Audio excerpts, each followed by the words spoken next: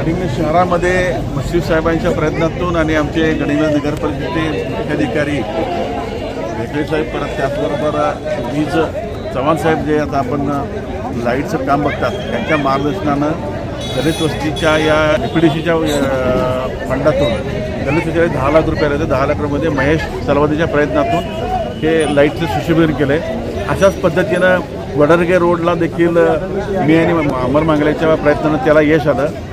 अशा फंड जसा मिळेल तशा गावात अशी काही ठिकाणी ती स्वच्छता आणि सुशोभीकरणाचं काम राष्ट्रवादी काँग्रेस पक्षाचा अजेंडा असेल.